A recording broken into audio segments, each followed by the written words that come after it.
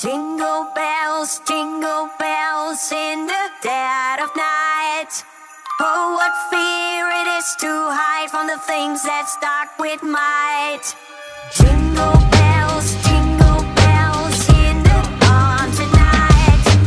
Oh, what dread it is to roam through the darkness filled with fright. Deep in the night, everything seems still as the snow slowly falls on the town of Wareville. But behind it all, there's a plan that could kill. There will be no sock miss if the mayor has his will. With malicious software, but there's a flicker from the hill. They call it Mount Hackett, the home of the glitch. The wares can't stand it, now they treat him like a witch. Just another evil hacker out to gobble up the kids. But behind all the trash and the monitor cliffs, there's a deep cave covered with a floppy disk. Inside of the cave, there's a single gaming chair. It's the throne of the glitch as he hides in his lair. He's misunderstood, but he says he doesn't care. Say he's actually good and he targets malware. He's misunderstood, but he says he doesn't care. Say he's actually good, yeah, let's target malware. Jingle bells in the dead of night. Oh, what fear it is to hide from the things that start with might. Jingle bells in the haunted night. Oh, what dread it is to roam through the darkness filled with fright. Back in the town, preparations begin. Marty May Ware climbs the stage once again. She's the one in charge of the celebration. As she begins to talk, everything just ends. The power turns off and she's looking at her friends. But back in the sock, the alerts start to sound. Mount Hackett's IP has been identified and found. It must be the glitch trying to hit back at the town. McSkitty leaves quick and heads straight for the cave, ready to inflict pain.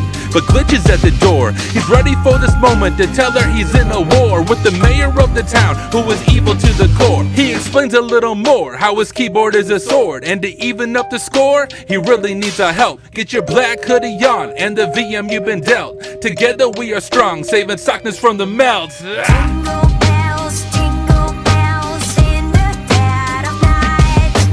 Oh, what fear it is to hide from the things that start with might. Jingle bells in the haunted night. Oh, what dread it is to roam through the darkness filled with fright.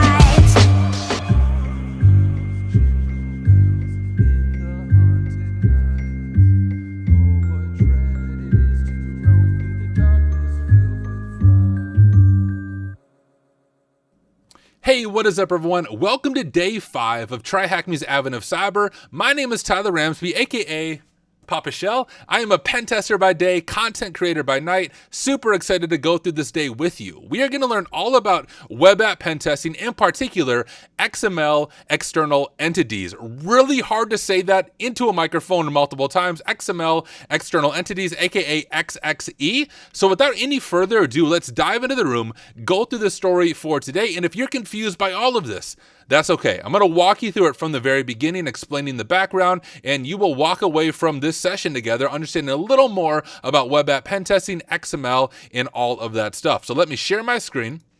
And here we are. Let's begin with the story. The days in Wareville flew by and Software's projects were nearly complete, just in time for Christmas. One evening after wrapping up work, Software was strolling through the town when he came across a young boy looking dejected. Well, curious, Software asked, "What would you like for Christmas?" And the boy replied with a sigh, "I wish for a teddy bear, but I know that my family can't afford one." This brief conversation sparked an idea in Software's mind. What if there was a platform where everyone in town could share their Christmas wishes and the mayor's office could help make them come true? Well, excited by the potential, Software introduced the idea to Mayor Malware, who embraced it immediately. The mayor encouraged the team to build a platform for the people of Wareville. Well, through the developers' dedication and effort, the platform was soon ready and became an instant hit. The townspeople loved it. However, In their rush to meet the holiday deadline, the team had overlooked something critical: thorough security testing. Even Mayor Malware had chipped in to help develop a feature in the final hours. Now, it is up to us to ensure the application is secure and free of vulnerabilities. Can we guarantee the platform runs safely for the people of Wareville? I think we can. So we have a few learning objectives. We're going to understand the basics of XML. We're going to learn about XML external entity, which I already talked about. We're going to learn how to exploit it and understand some remediation measures. Now, our first step is let's just start the machine. The machine takes a few minutes to start up. So if you haven't already, before we dive into the theory and I do some teaching, scroll down to where it says Start Machine. Right here, you can see our little box here. So if you haven't started the attack box, go ahead and start the attack box. Otherwise, you can do this in your own virtual machine. And we do need to start a VM today. And like I said, it can take a few minutes to boot. So go ahead and click Start Machine and let your machine boot in the background as we learn all about XML together. So get the machine booted. Let me jump over to the attack box. And here is the attack box. And we're first going to just talk about some basics of XML. And I want you to see it and I want it to be hands-on. So let's go ahead and open up a text editor. Here in the attack box in the top corner, you can see Sublime Text Editor right here. Let's click that. And it will pull up this text editor. Now, you can zoom in if you hold Control on your keyboard and hit plus. You can see I'm zooming in right there. So if it's really small, you can zoom in, and I'll zoom in like this so you guys can see it good. Now, with XML, there's structure, and the basics of XML is it organizes data in tags. It's similar to folders in a filing cabinet, which is one thing for me to say that. Let me show it to you. So we can say, hey, we want to create, a folder, and we'll just call it people, like so. So we have our people folder, some ways a people filing cabinet, and inside of that, we might have a few different files. So let's create another label, or another tag rather, and we'll call it name, and we'll say the name is glitch, and then we're going to close it out. If you know HTML, you know kind of a closing tag, so similar to HTML, and we're going to close out that name file right there. We'll go down here and we'll do another one, and we can do an address label if I knew how to spell. We'll do an address label, and we'll say, hey, the glitch lives in Wareville, and we will close that out as well. Like so, and let's do a few more. We'll do email, and we'll say glitch@wareville.com, and we'll close out the email folder, the email tag right there.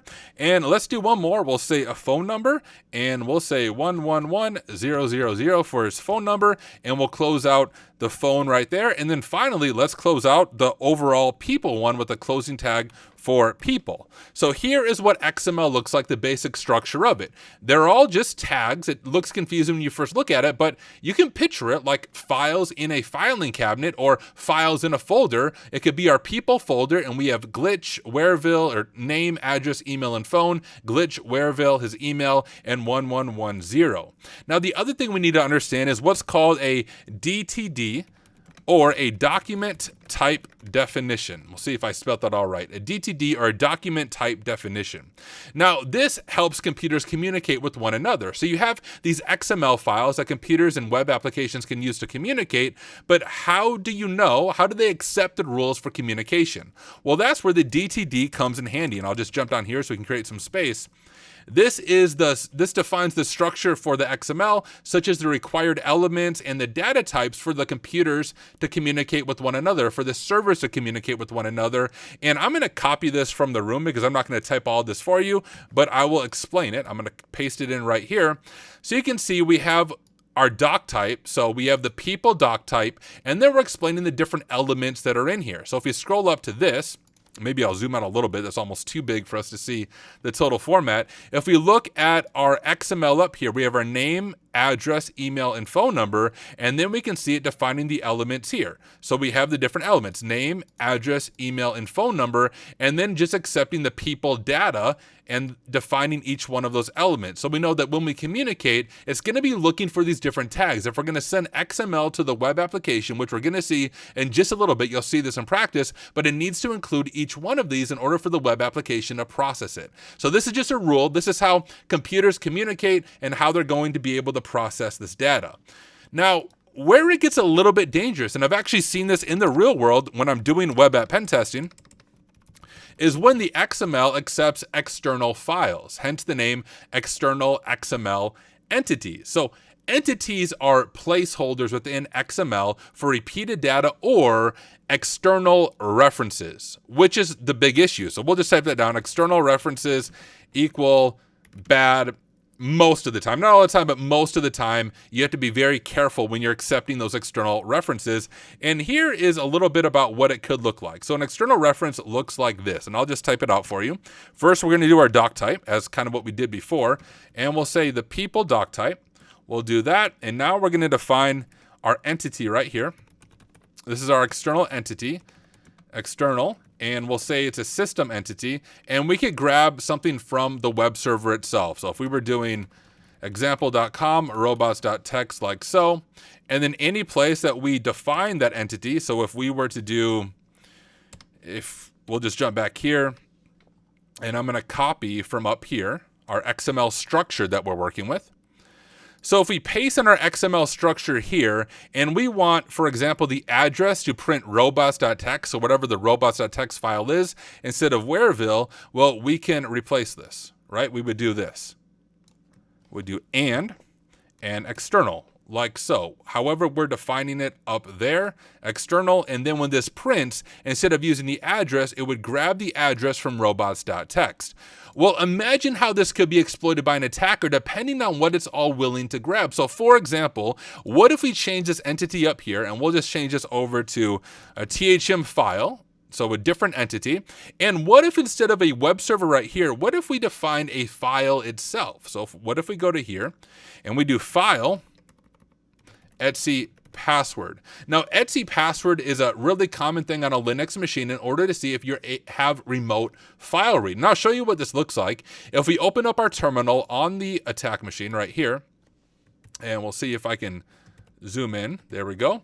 And if I cat out XXE password, you can see XXE password is going to give you a list of the different users that are on the machine. So when you're testing something like this, a very quick POC is seeing, hey, can I read the XXE password file? And if so, that's a good POC for a pen test that you were able to exploit this. But if we are able to reference an external file, namely XXE password, and save it in this external entity, then we can refer to the entity right here. So we'll call this THM file like so. And then when it prints the glitch's address, instead of his address, is actually going to give us that file we just looked at. So if we jump back over to our terminal, it's going to give us XXE password. And I can zoom out a little bit so you can see it a little more clear, but the full XXE password, and then we know, hey, we have remote file read. And that is not good, because if you have remote file read, think about all the damage you can do. You can read configuration files, you can read SSH private keys, you can cause a lot of havoc on a system if you are an attacker. So as a defender, we need to know how to think like an attacker, how this exploit works, so we know how to prevent this exploit from happening. Now, if we jump back over to our job is to check out the web application they set up for fulfilling these wishes and see if the web application is secure. So what we are going to do is open up a tool called Burp Suite. On the attack box, you can see it right here, Burp Suite Community Edition. So I'm going to go ahead and click that. And while that opens, we can go ahead and grab the URL that we're going to be working with.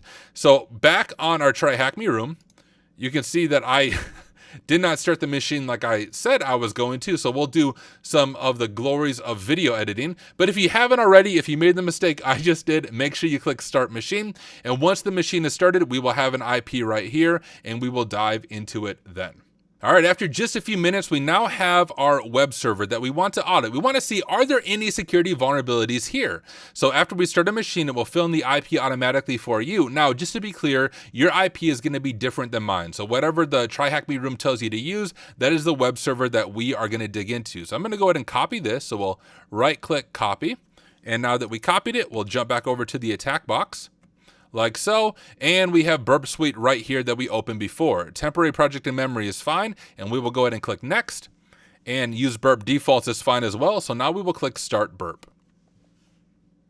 It takes just a few seconds to start the project, get everything open up for us, and then we're able to proxy the web application. What it does as a proxy is with Burp Suite, we kind of function as a man in the middle. And we can check out each web request as it goes to the web server, which allows us to audit and see what's going on in the back end, things that you may not normally see in the GUI. We don't need to install the new release, but there are a few changes we can make. You can see right away the text is really small, so we can fix that. If we go up to here in Burp, we can go to settings right here, and we can go down to user interface, and we go to first inspector and message editor. And now you don't have to do this, only if you want bigger font. But you can see right now it's set to 11 point. We can go ahead and change that font, and let's make it, we'll just go 20. We'll make it nice and big so it's easy to see. And if we go to display, we can make the same change to our display. So we can change our font size here, and we'll just say 18. It'll take just a second. There we go. Now everything's a little bit bigger. One other change we also want to make here in our tools, if we click Burp's browser right here, we can say allow Burp's browser to run without a sandbox. We'll do that as well, just so we can use the built-in Burp browser to make our job a little bit easier today. So once we have that selected, we have our text a little bit bigger so we don't need a magnifying glass to read it. We can click proxy up here in the top tab. And now we can open up the built-in browser. The cool thing about the built-in browser is you don't have to configure any proxies like you would in Firefox. Everything is already configured for you. So we'll get the browser opened up.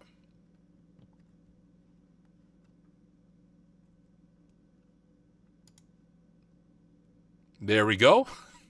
Apparently it didn't work the first time I clicked it. We'll get the browser open up, and I'll make it full screen so it's easier to see. And we can go to that web server that we got before, and let's check it out. And you'll see this red flashing over there means that it picked up, it's intercepting the request right now, which we don't want to do. So we'll turn off intercept for now, just as we navigate to the browser. We'll open up our Burp browser right here. And you know, one other change I'm going to make, and I'll show this to you guys if it lets me do it. If I, oh, not post, man. Got to get in between the application there. If I go here and click preferences for our dock, what we can do for our behavior is make it so it doesn't hide the dock, and then we don't have to worry about it hiding us always trying to click it. I don't know about you, but I'm always terrible at actually being able to click it. So now that we've done that, and I'll move myself over here maybe, so I'm not in your guys' way over there. Now that we made it so the dock just stays, we can open up our Burp browser. And here we are. Welcome to Wishville. Browse our products and add them to your wish list, and maybe Santa's going to deliver it to your location this Christmas. Now, I am going to move myself again back over here so I'm not blocking stuff on the main screen.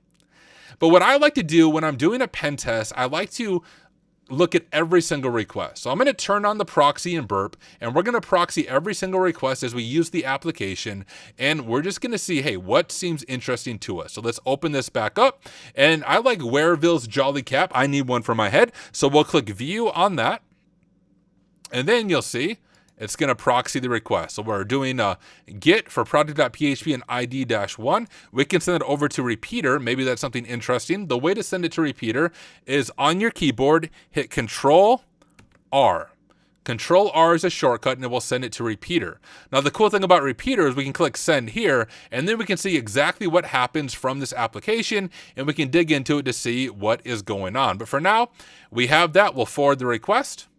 And we don't see any other requests, so let's go back over to our browser, and we have this. So let's add this to our wish list. We want the Wereville's Jolly Cap, so we'll click Add to Wish List. Now, again, it's going to intercept that request, and this should stand out to us, right? We just went through the basic structure of XML, and this very much looks like XML because it is XML. So this might be something we want to test if we're doing a pen test on this application. So let's do Control-R again, and we'll send this over to repeater to look at later. But let's go through and forward this request and just see how everything works. Open our browser back up. And it says item has been added to our wish list successfully. Well, let's go ahead and click the cart now. Maybe we can check out with our wish list items. And you can see again, we have this request. I'm going to send it to repeater so we can look at it later, and we will forward that request. So go back over to our cart, and we have this. We'll click proceed to checkout. Go back over to Burp, and now we're doing a get for checkout.php. Once again, Control-R will send that to repeater just so we can look at it and see what's going on in the back end as it's processing things.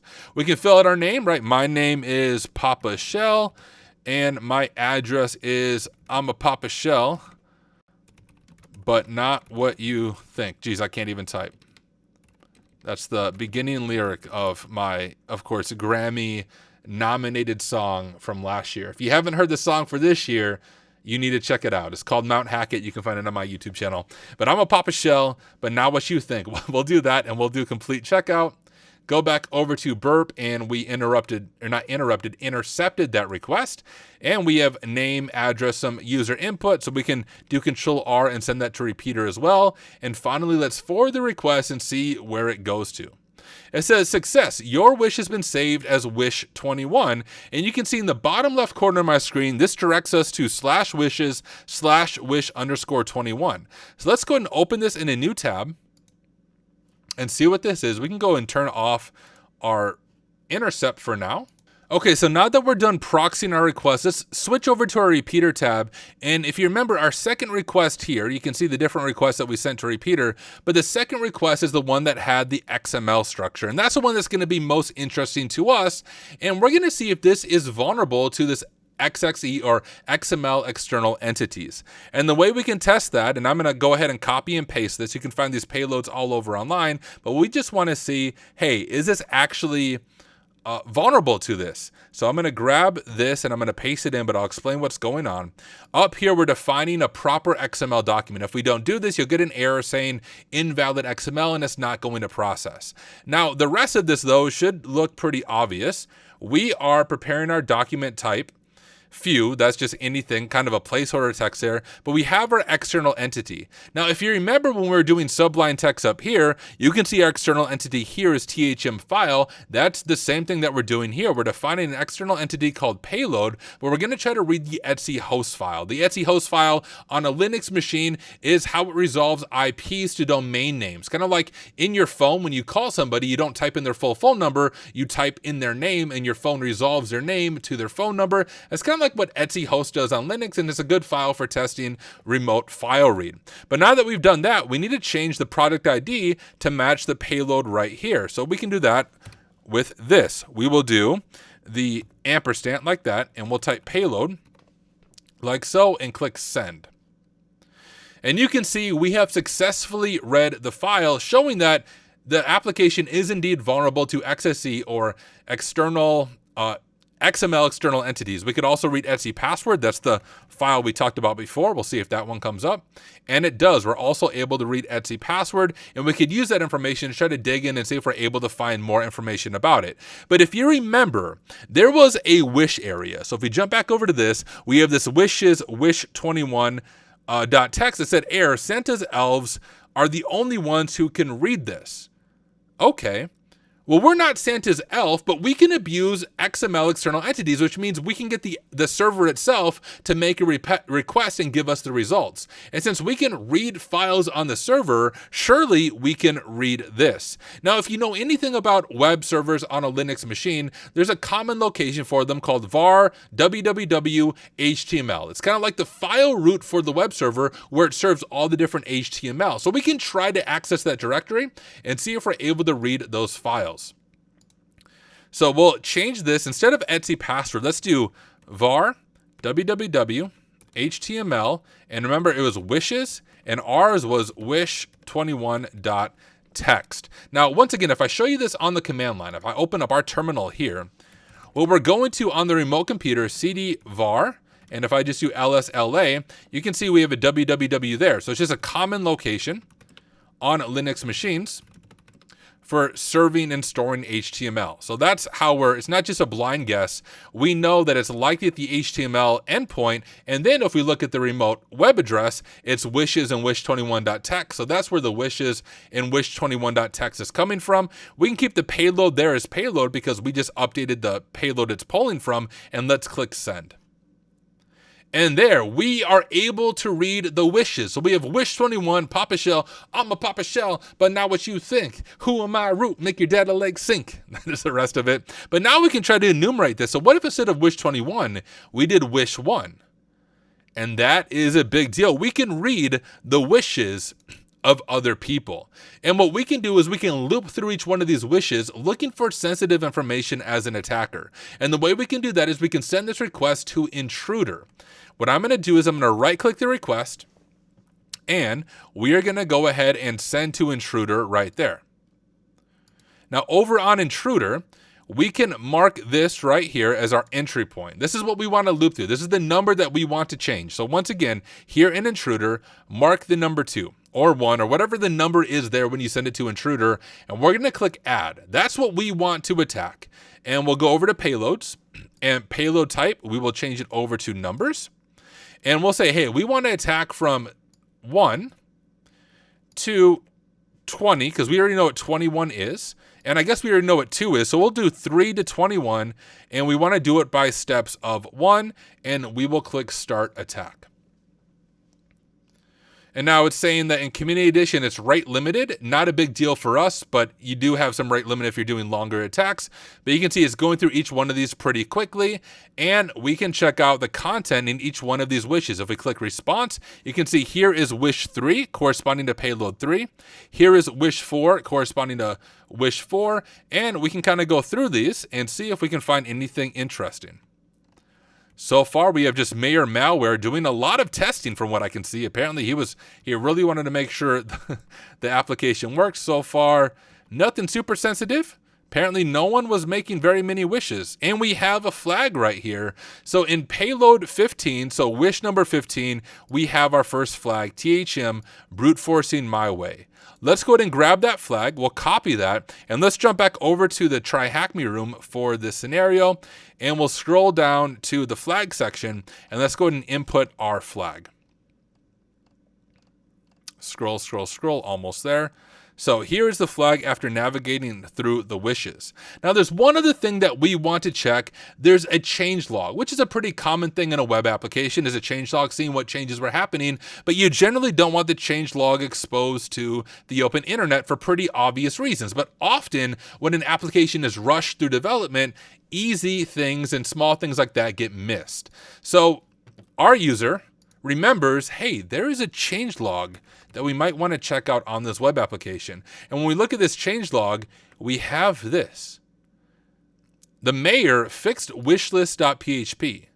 We don't know what he did. We have the commit ID right there, so we can do some investigation a little bit deeper, but we do have that he fixed wishlist.php, and we have the final flag for this room, mayor malware backdoor. Sounds quite malicious to me. Let's go ahead and grab that flag, jump back over to the Try Hack Me room, and we can input that flag like so, and we'll hit submit. And if you want to learn more about XXE injection attacks, hey, there's an incredible XXE room on Try Hack Me that you can check out, and we will hit complete, and that allows us to complete the day for today, and we continue our mission of trying to save Sockmas and Christmas here on Try Hack Me's Advent of Cyber. So hey, hopefully you learned something in the process. Hopefully you found something helpful. If you have questions about anything that I did, I'll be hanging out in the Try Hack Me Discord, or just leave a comment on this video and I will do my best to check out the comments and get back to you. But look, thank you so much for watching. I will see you all in the next one.